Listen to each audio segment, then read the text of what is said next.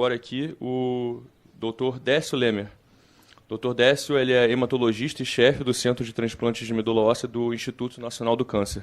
Ele vai falar sobre os tratamentos.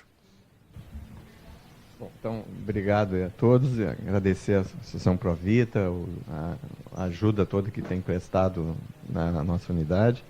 Então, assim, como muita coisa já foi falada, vai acabar sendo até um pouco repetitiva, mas para falar de tratamento, a gente volta um pouquinho que é uma doença heterogênea, transformação maligna da célula linfóide, né, tudo isso já foi comentado.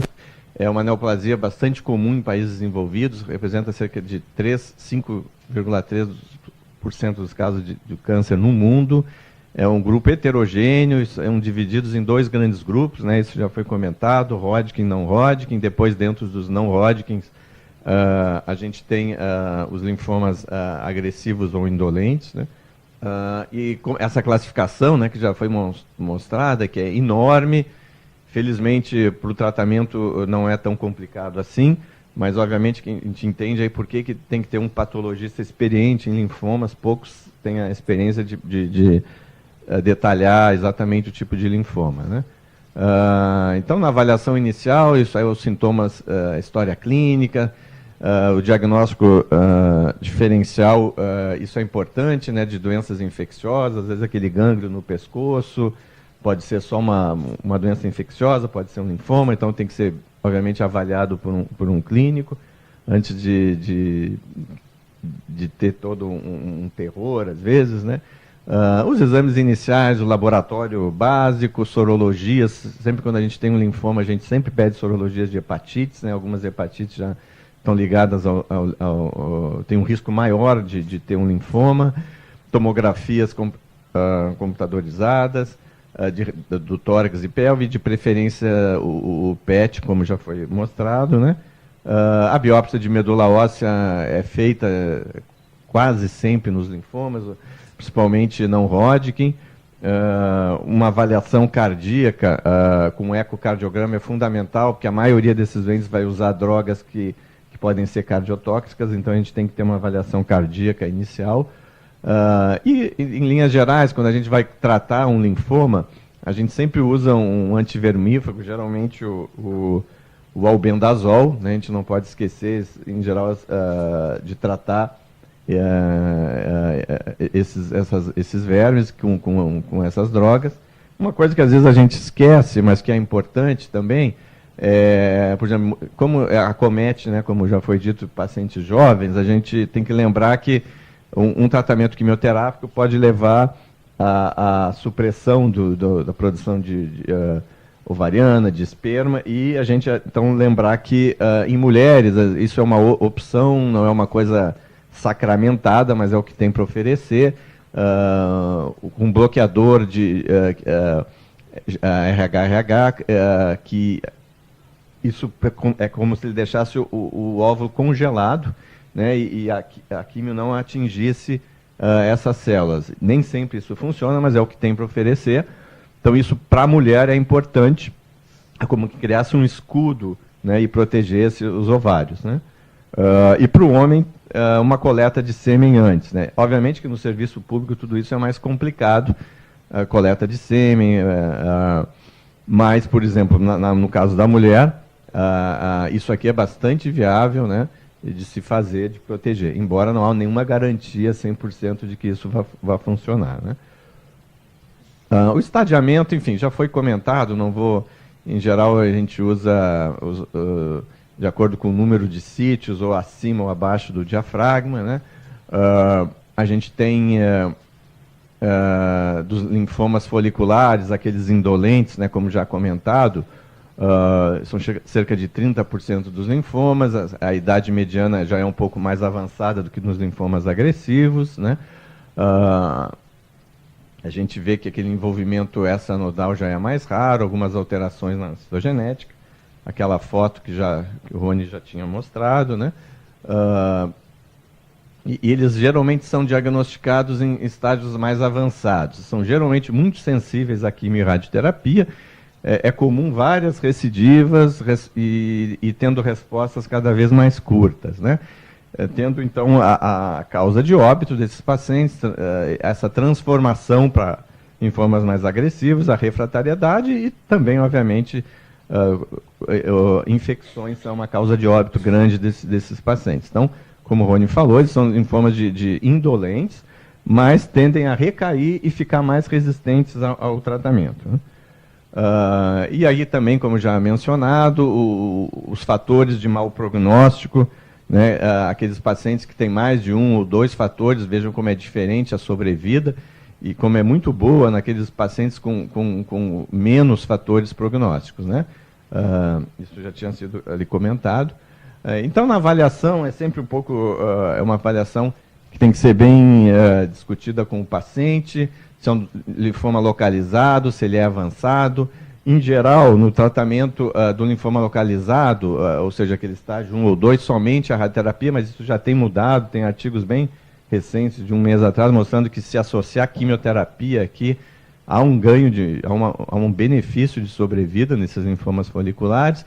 Nos estágios avançados, dificilmente vai ficar sem uma quimioterapia inicial, mas mesmo nos estágios avançados, se ele tiver pouca doença e assintomático, é possível só observação. Mas, em geral, acaba logo começando um tratamento quimioterápico. Então, quem é o candidato ao tratamento do linfoma folicular? É aquele doente que, principalmente, que tenha sintomas, seja emagrecimento, febre, sudorese, se ele tem uma citopenia, quer dizer, uma queda ou de plaqueta ou de leucócitos, ou anemia, né, muitas vezes secundário à invasão da medula óssea, né, que é a fábrica do sangue, aquele doente que tem grandes massas ou que tenha progredido mais rápido, e também, obviamente, ouvir a vontade do paciente. Mas o doente que tem esses sintomas, essas características, é um doente que merece começar logo o tratamento, né? Então, as opções de tratamento, tem o linfoma, como tudo em oncohematologia, tem surgido muitas drogas novas, muitos tratamentos novos.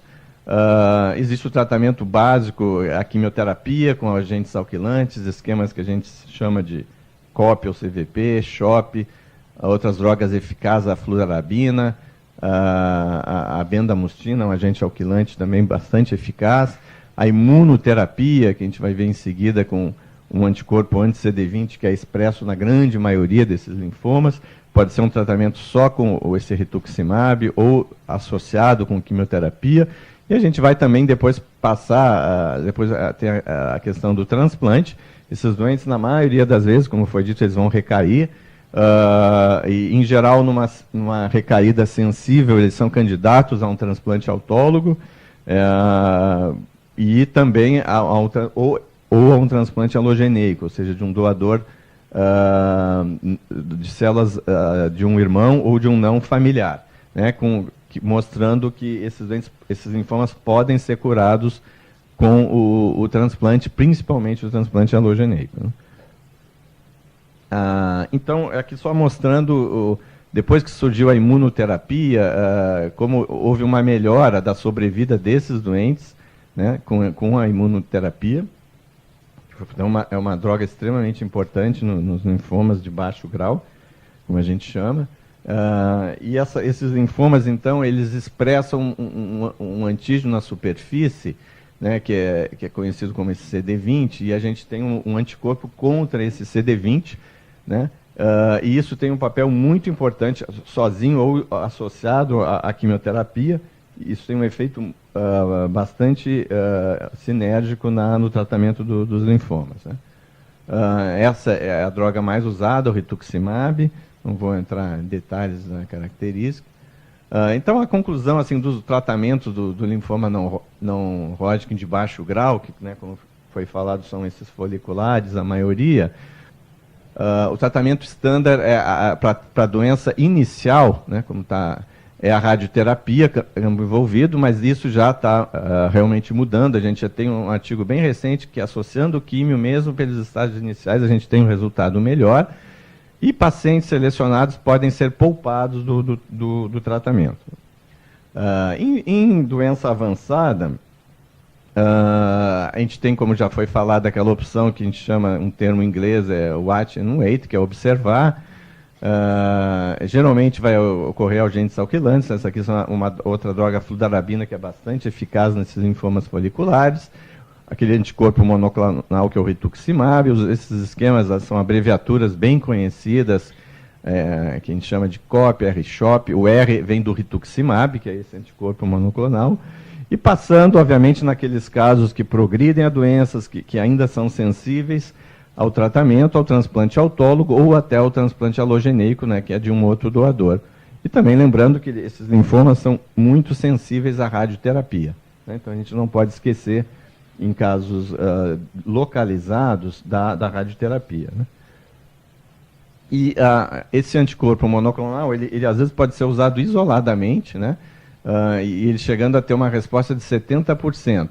Entre resposta parcial e completa, às vezes quase mais de 50% dos doentes vão ter uma resposta ou parcial ou completa, né?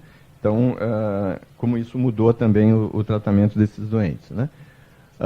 Esse é um dos esquemas mais comuns quando a gente resolve tratar um linfoma hoje em dia. Ele tem um ganho de sobrevida livre de progressão, é chamado R-CHOP, também usado em linfomas agressivos, né? E aqui aquele anticorpo monoclonal, que já foi demonstrado, né, como ele melhora a sobrevida quando ele é associado à quimioterapia. E vejam, antes de existir essas são as curvas de sobrevida, antes desse anticorpo, né? Então, nitidamente, o rituximab mudou a história natural desses linfomas.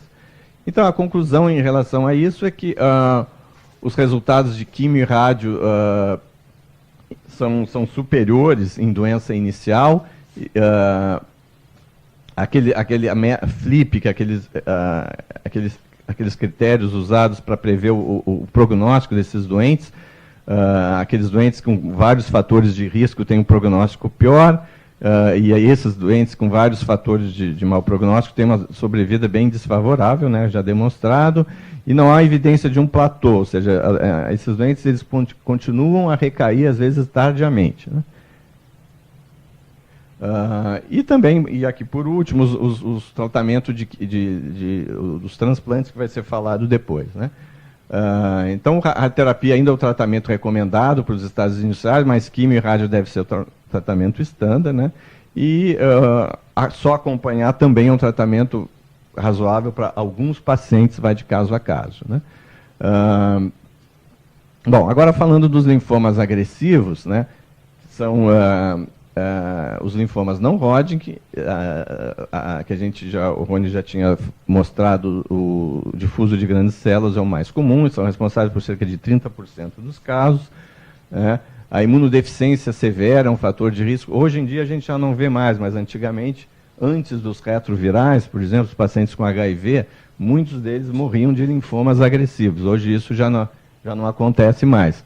Então a imunodeficiência é um fator grande de risco, né, para esses linfomas. Doenças autoimunes também é um fator de risco para esses linfomas.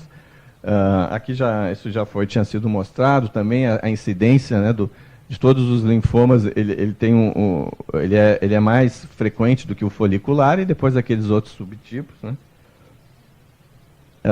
Então, como mostrado ali, o linfoma de grandes células é o mais comum, cerca de 30% dos casos, né? E a incidência aumenta com a idade. Dentro, então, desses linfomas agressivos, né, a gente tem esse que é o mais comum. A gente tem também, como eu falado no início, os linfomas de células T, né, que vocês lembram, eram divididos em células B e T. A gente tem, que é aquele mundo daquela classificação, e também tem outros subtipos dentro desses linfomas aqui do manto que também são mais agressivos, não são aqueles foliculares, que também tem um tratamento à parte, né? Aqui mostrando de novo aquela célula. Importante que a gente cura cerca de metade, hoje mais da metade dos casos, ou no primeiro tratamento, ou com transplante, né?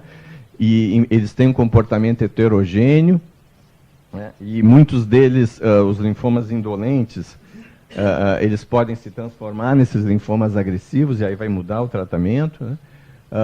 Como estratificar os pacientes, isso também o Rony já tinha mostrado, novamente aqueles fatores de de prognóstico que vão influenciar na idade, aquele exame de sangue que é LDH, fatores, sítios extranodais, quer dizer, sítios fora dos gânglios. Vejam que quanto mais fatores de mau prognóstico, a sobrevida vai diminuindo. Aquele doente que tem tudo de bom prognóstico, ou seja, zero ou nenhum desses fatores de mau prognóstico, a sobrevida chega a ser quase 80%. Né? Então, isso é extremamente importante estratificar para a gente saber, a gente já tem uma ideia de como esse doente vai evoluir. O tratamento, em geral, é tipo uma receita de bolo, não muda muito para esses tipos de linfoma. O esquema mais comum, já foi testado contra vários outros esquemas, ele não se mostrou inferior, ou os outros não se mostraram superiores, chamado R-CHOP, são abreviaturas das drogas, né?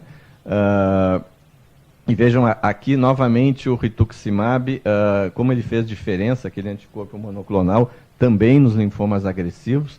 Naqueles linfomas foliculares a gente geralmente usa como manutenção, aqui é somente na indução com a quimioterapia. Então vejam como mudou também a curva de sobrevida desses doentes.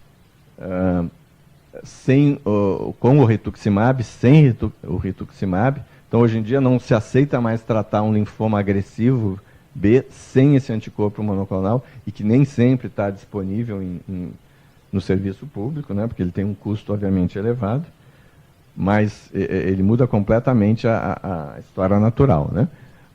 E hoje em dia cada vez a gente tem visto mais subtipos de linfomas, descobrindo pela genética, por métodos mais sofisticados.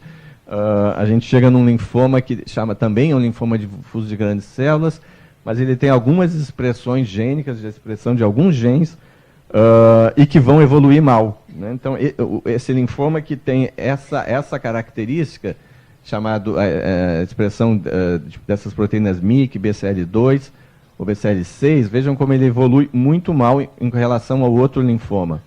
Então, hoje em dia, cada vez mais a gente tem descoberto alterações genéticas nos linfomas, e que isso, obviamente, vai mudar o tratamento. Então, o tratamento estándar para o linfoma mais comum, que é o difuso de grandes células, sem essas alterações, vejam como ele tem uma sobrevida completamente diferente desse linfoma que hoje em dia a gente já merece um tratamento diferente, e a gente não sabe direito como tratar, só sabe que ele é muito inferior em termos de resultados ao linfoma convencional. Na recaída, esses doentes têm uma chance grande de recair, cerca de 50%, dependendo daqueles fatores. Esses doentes normalmente vão receber um tratamento de resgate, aí vai da experiência de cada centro. Por exemplo, lá no INCA, esse aqui é o esquema ICE, é uma abreviatura também de drogas, é um dos mais utilizados. E aí, esse doente, respondendo ao tratamento, ele vai para um transplante autólogo. Isso é estándar, né? O doente que recai do linfoma agressivo, ele responde ao tratamento, ele vai para o transplante autólogo com uma chance de cura aí de 30% a 40%. Né? Resumindo aqui desses linfomas, aquele IPI, que ainda é aquele score mais usado para avaliar o número de fatores, esses linfomas com doenças avançadas aqui, esse esquema é meio receita de bolo, né? O R-CHOP a cada 21 dias, já se tentou fazer a cada 14 dias, associando outras drogas, nada foi superior ao esquema padrão, R-CHOP a cada 21.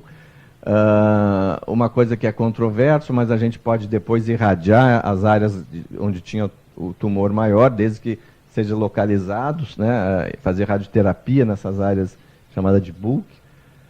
Em doenças localizadas, ou seja, aquele doente que tem só estágio 1 ou 2, uma ou duas cadeias linfáticas, em geral a gente pode e deve reduzir o número de ciclos de quimioterapia, em vez de 6 ou 8, fazer só 4, e aí fundamental complementar com a radioterapia depois. Né?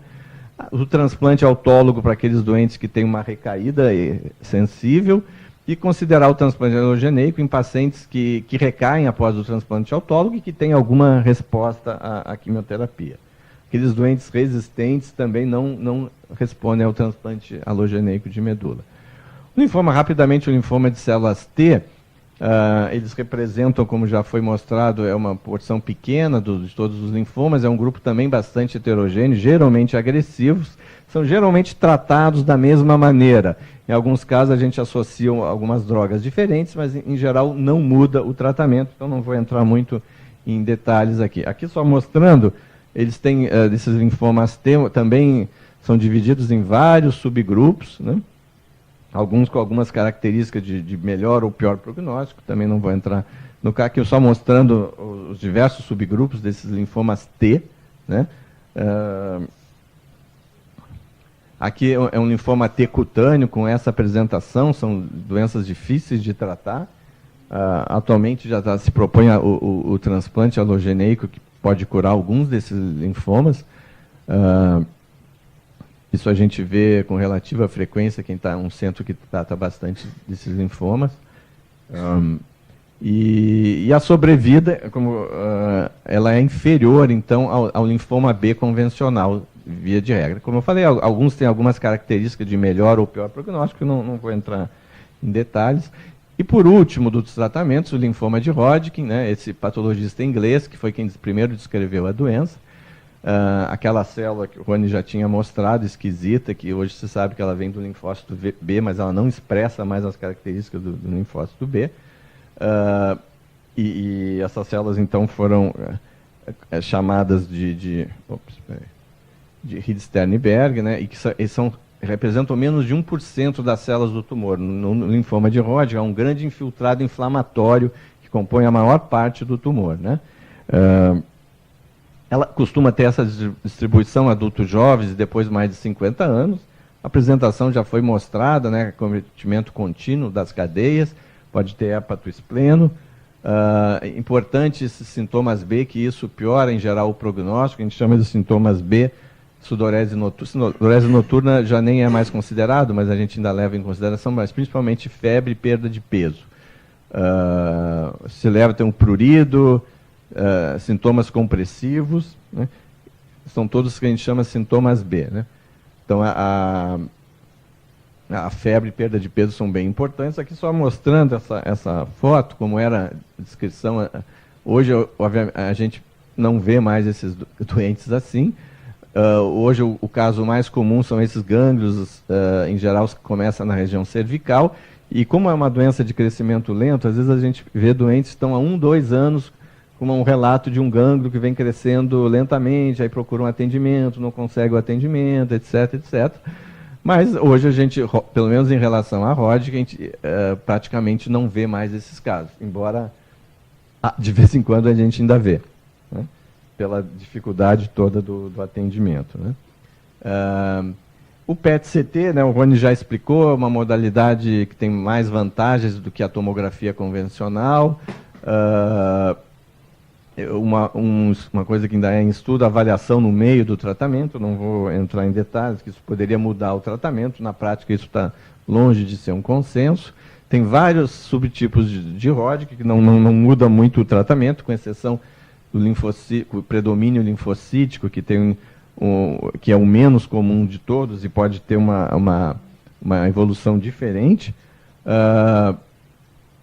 E importante, veja como a maioria desses linfomas são curáveis mesmo em estágio avançado, né? Então, essa é uma característica do Hodgkin. A grande maioria é curável com a quimioterapia convencional. Então, o estadiamento vai depender também do número de cadeias linfáticas acometidas, e aí o PET é mais sensível do que a tomografia. Aqui, esse exemplo, aqui, por exemplo, uma cadeia acima ou abaixo do diafragma, né? Se ele tiver cometimento abaixo e acima, ele é um estágio 3, né? Somente de um lado do diafragma, né? Estágio 1 ou 2, dependendo do número de cadeias. Os fatores de risco, isso é um pouco, não há um consenso, tem várias sociedades que usam critérios um pouco diferentes. Por exemplo, até 3 cadeias ou até que 2 cadeias. Ausência de doença extranodal, tem critérios que usam o VHS, que é um exame simples de sangue. Geralmente, se ele tiver maior do que 50, já é um fator de mau prognóstico. Isso pode definir os estágios iniciais entre bom e mau prognóstico. Então, quer dizer, mesmo nos estágios iniciais, existem os de bom e de mau prognóstico, né, utilizando esses critérios, que variam um pouco de acordo com o país que está adotando esses critérios. Né. Aqui, novamente, só mostrando que alguns usam o tamanho de uma massa mediastinal grande, maior que 10 centímetros, outros ainda só um envolvimento de mais de 4 regiões, alguns levam em conta a idade, outros não levam em conta a idade, algumas sociedades levam a presença de linfopenia, anemia, como também fator prognóstico nos casos de doença inicial. Isso aqui tudo vale para a doença inicial de Hodgkin. Né? Tem alguns centros, provavelmente americanos, serviços que levam em conta, se o doente é favorável, somente a ausência de sintomas B, aqueles que a gente viu, e um tumor menor do que 10 centímetros. Nem levam em conta VHS ou outros fatores. Né? Então, simplesmente, um tumor inicial estágio 1, se for um tumor pequeno e não tiver sintomas B, ele já é considerado bom prognóstico. Então, isso dificulta, às vezes, um pouco a interpretação dos resultados. Mas, de qualquer maneira, então, esses estágios iniciais favoráveis, que via de regra até 2 sítios, VHS menor de 50, o esquema padrão é o ABVD, uma abreviatura das drogas utilizadas, né? Não vou entrar em detalhes, que em geral 2 a 4 ciclos com radioterapia. Dificilmente a pessoa vai ter coragem de fazer só 2 ciclos, acaba fazendo 3 ou 4 ciclos, ou 4 a 6 sem a radioterapia.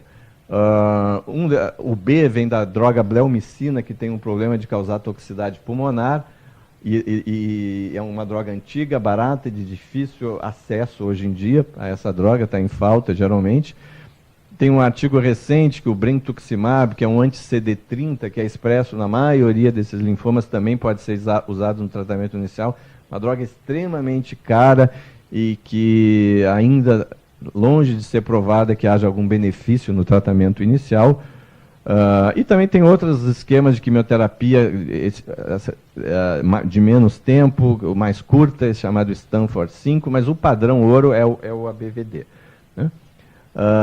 Naqueles iniciais mais, com aquelas características desfavoráveis, ainda o ABVD é o esquema mais comum.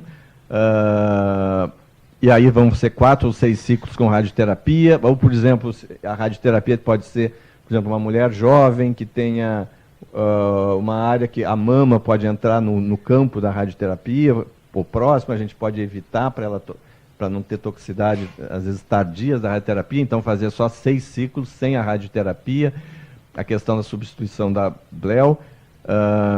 Esse é um esquema bastante agressivo, criado na Alemanha, que no Brasil e Estados Unidos é muito pouco usado, mas na Europa ele é mais usado, ele é muito mais tóxico, tem resultados melhores, mas a sobrevida global não muda. Então, em relação aos estágios iniciais, a conclusão é que combinação de quimio e rádio se mostrou mais eficaz também na sobrevida livre de progressão. O resultado de sobrevida global não muda muito, né? Principalmente aqui a progressão, livre de progressão. Então, 2 ciclos pode ser uma opção, mas na prática a gente acaba fazendo pelo menos 3 mais a rádio, né? Então, e vejam como os resultados, no geral, são bons, a chance de cura é altíssima nesses casos. Né? Em doença avançada também é mais fácil, não gera quase polêmica nenhuma. São 6 ciclos que a gente chama desse esquema chamado ABVD. Poderia ser também aquele outro esquema chamado Stanford, ou essa outra opção. A dúvida de se vale a pena fazer radioterapia depois para consolidar. Isso é um assunto controverso. E qual seria a vantagem? Que a gente sabe que quando esses doentes, se eles recaírem, a grande maioria vai recair em sítios prévios da doença. Então, essa seria a racionalidade de irradiar. E, obviamente, que depois que faz a quimio, pode ficar uma imagem residual, mesmo no PET duvidosa, e a gente pode consolidar com radioterapia. Né? Em estágio avançado, também a chance de cura é alta, seja com a quimio ou depois com o transplante, quando esses doentes recaem. A BVD ainda é o padrão ouro, cerca de 30% não vão responder e vão acabar no transplante autólogo, que vai ser falado em seguida. E uma coisa importante também, a toxicidade ao tratamento, depois de 10 anos, esses doentes a gente pode considerar, obviamente, curados. eles têm um risco maior de uma neoplasia secundária, doenças cardiovasculares. Então, a tendência cada vez mais é otimizar o tratamento para evitar toxicidades tardias, né? Acabou. Obrigado.